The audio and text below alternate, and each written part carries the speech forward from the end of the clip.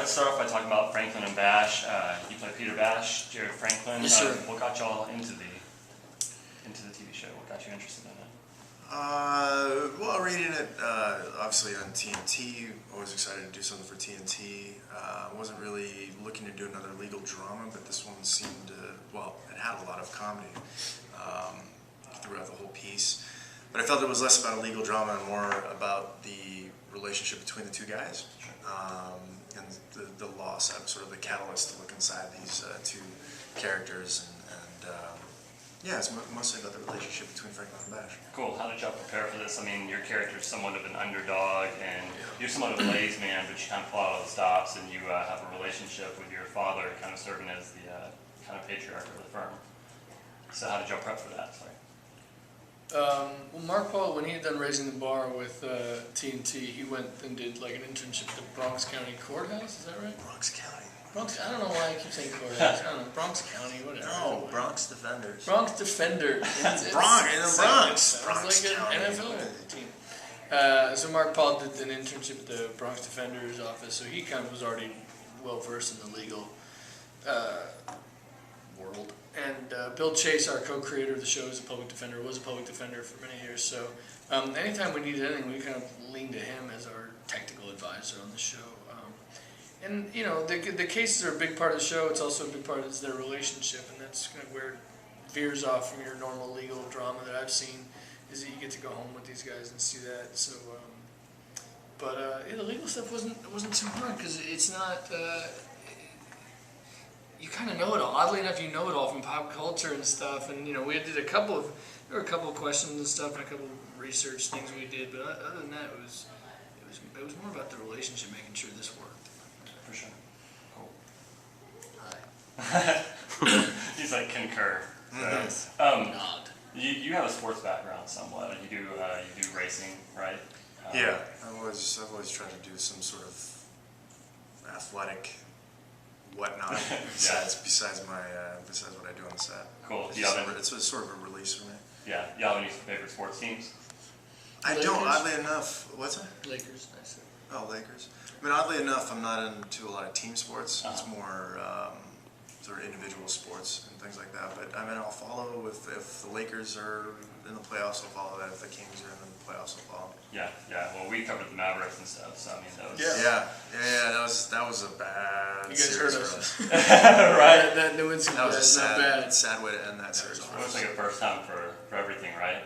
Yeah. That was just sad. That was tragic. Yeah.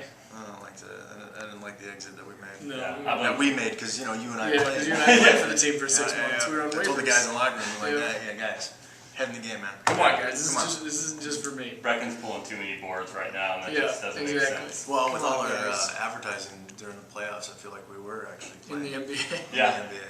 How fun was that doing that? Getting to make those kind of like the viral ads? Oh, they were great. That was That was sort of our idea, along with Steve Coonan, the head of TNT. It was our idea to sort of recreate the cheesy attorney commercials like the it's Larry kind of H. public Parker. access ads. It was cheap. And they obliged, and that was actually a good day of shooting. We did about Yeah, a lot of five fun. different ones. Yeah, it definitely. I think that the writing and stuff, like the comedic value of like Robot Chicken and stuff like that, kind of like came through. You know. Mm-hmm. I want to ask because I'm a huge Star Wars fan. Sure. Me too. Yeah, I've noticed. Would you go see? I mean, because obviously they're coming out with the 3D release, Yeah. Blu-ray, all of that. Are you gonna go see all of them? I'll definitely check out the. I'll definitely check out the last three, meaning in the series, the original. I'll definitely check out the OGs in 3D. But that's a lot of commitment to do three. That's a lot of commitment to put in 6 movies to go watch 6 movies in 3D. Yeah. So I'll definitely see the first 3 or the last 3 and see how those turn out, and then maybe check out Jar Jar after that. Well, I mean, because George Lucas has been saying that it's kind of like I guess prefaced on the fact that if we get through the first one, Right. then we'll go and make a second one, which is Yeah. obviously not true probably, but I mean like George can do whatever he wants. That's the thing. He can literally do whatever he wants. Yeah, I'm pretty sure he owns like half of Europe right Absolutely. now. So I'm sure he called Jar Jar Land or something like Yeah. that. So but And it'll be huge. Yeah. Oh yeah, for Yeah. sure. Do you have would you go see a new one? What's that? Like if they made a new one, like episode 7? Oh, absolutely. Yeah? Yeah, absolutely. Yeah. Without a doubt. Cool. Yeah, because also George has been cool to us at Robot Chicken. He hasn't sued us, so that's nice of him. Yeah, which is always cool. Because he could bury us. He could bury anybody. He literally could, yeah, he could absolutely bury us. So, He's been cool. He might bury us on Franklin and Bash. We sort of had that homage to That's him. true. We used some lightsabers at one point, Yeah. Nice. which is fun. You should get him to try to guess it. Yeah. That's a deal. You know that you'd get like a huge demographic. We for would that. definitely get a huge demographic. I think the chances are slim to Right, slim to George none. will do a cameo. He will CGI He did, himself. he did Gilmore Girls or something because Yeah. his daughters were big fans of it. Well, and he almost Really? put NSYNC Yeah. into Right. Attack of the Clones. Yeah, he shot him. Yeah, they went up there and shot a scene in. Yeah, That would have been it's a good call not to have had that come to be. probably so. Mark, you've done theatrical acting. You worked with Julie White and Yeah. Justin Kirk on the understudy. Yeah. How different was that in terms of like kind of an organic process between theatrical acting and film acting? Well, I thought that was the only medium that I truly felt I was being able to be in control of the product. Because so many times we work and we do our work on the set, and then it gets edited and it kind of goes through this whole filter, and we don't really have a say on the end product. But with the doing a theatrical work on stage, from the very beginning to the end, it's you. It's your work. Obviously, the director helps you with a lot of it, but once you go up on stage, it's just you and the audience. Sure. And I really enjoyed that process. And it was for me being in the industry, and for Breckin too, us being in the industry for 20 plus years, to finally get the freedom to express yourself and know that no one's going to hack your work was very liberating. Awesome. Final question, and it regards kind of growing up as as a child actor for Saved by the Bell. How did that make you a better actor, do you think? Because did you ever feel that you had to kind of shake the stigma whenever going into auditions or anything like that? There was a little bit of that, primarily just because it was. Let me take that back. It didn't really hit until it ran into syndication, which I think was in '96.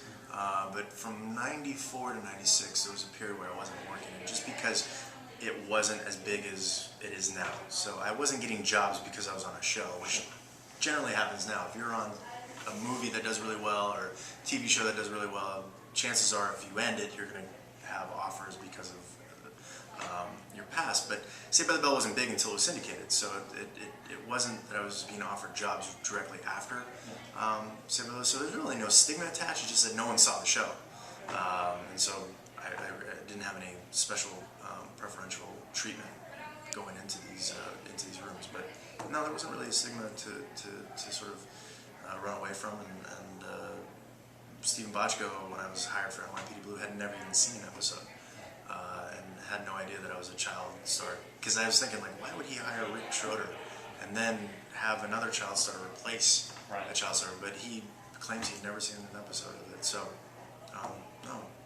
And we're both proud of our work that we did back then, because now we're part of iconic television and film, which is kind of cool. Yeah, definitely. And we're retro. I don't know if somebody said, "Dude, you're retro." I'm like, really? Yeah, somebody said that, and I thought, huh. You're like a Rubik's Cube. Only 37. And you're already retro. You're done. Lots of indie kids now wearing like the neon and Saved by the Bell. Right. Stuff, Yeah. so. Yeah. It's kind of come back. The phone has come back. You know, Right. everyone wants that phone.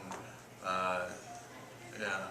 Cool. So it's cool to be a part of something as iconic as it doesn't happen too often. Yeah, for sure. Cool. Well, we wish you the best of luck and hope that you have a long run. Appreciate Cool. it. Awesome. Thanks so much. Thanks. Thanks, Martin. Thanks. Nice to meet you.